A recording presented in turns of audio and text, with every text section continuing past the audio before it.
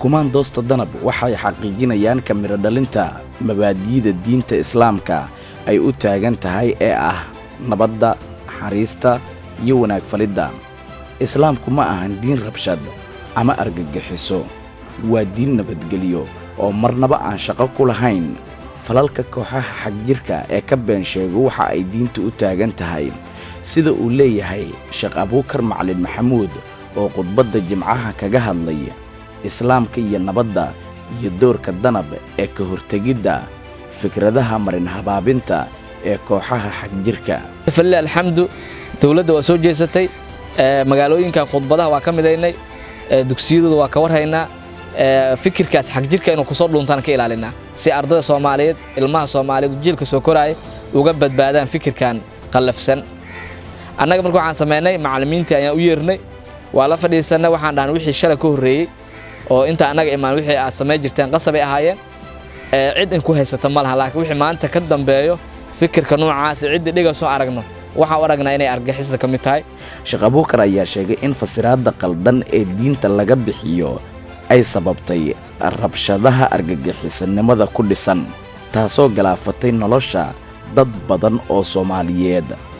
hase yeeshee hadafka kumaandoosta danab ayaa ah tirtiridda fahamka qaldan iyo difaaca dalka, dadka iyo diinta. maalin walbaba argagixisada waxay ku mashquulsanaan jireen sida dad ay u weerari lahaayeen, ummad u dhibaatay lahaayeen, ummad ay barabagaan ugu sameey lahaayeen.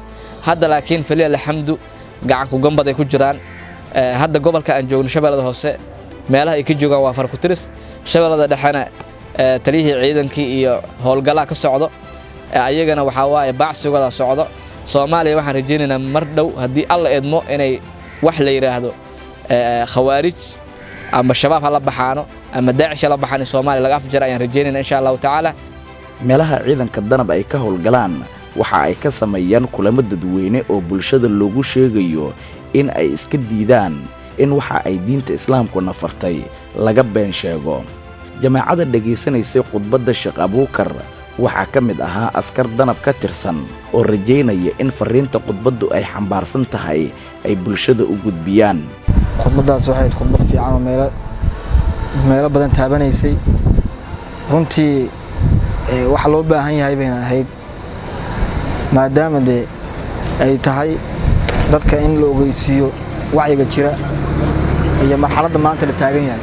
khudbadu waxay ahayd khudbo oo waqtigii loo baahnaa dhacday, weliba khudbadaha ayada sababtayda waxaan Ilaahay aan ka rajaynaynaa dad tir badan inay ku soo hanuunaan. waxay Ilaahay aan ka rajaynaynaa khudbadaha ayada khudbo oo lagu dheefsado bulshada Soomaaliyeed wax tir badan ka bedeshay in ay noo noqoto. doorka ciidamada danab ee ka hortagga fikirka argagixisanimada ku dhisan waa mid sii kordhaya sanadba sanadka ka dambeeya.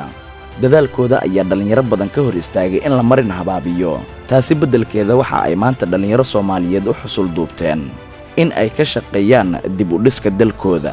ciidamada danab ama ciidamada xoogga dalka Soomaaliyeed guud ahaan waxaa loogu taageeri karaa in xogta cadawga la soo sheego.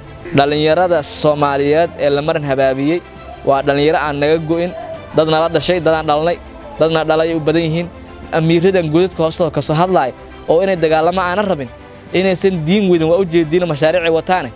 ilma adeeryaalow dhalinyaraad tihiin, waa in la khalday diinta barta, ummaddiin dib ugu soo laabta. Sheekh Abuukar waxa uu dadka Soomaaliyeed gaar ahaan dhalinyarada ku booriyay in meel looga soo wada jeesto kooxaha xagjirka ah, lana gacan siiyo dadaalka kumaandooska Soomaaliyeed ee danab ee ku wajahan Soomaaliya oo nabad ah oo qof kasta uu ku faano. si kastaba ha ahaatee waxaa xaqiiqo ah in danab kaalin wax ku ool ah ay kaga jirto waxyaabaha bulshada Soomaaliyeed saameynta ku leh. tanina waa mid ka mid ah waxa kordhiyay wada shaqaynta wanaagsan ee ka dhaxaysa danab iyo shacabka.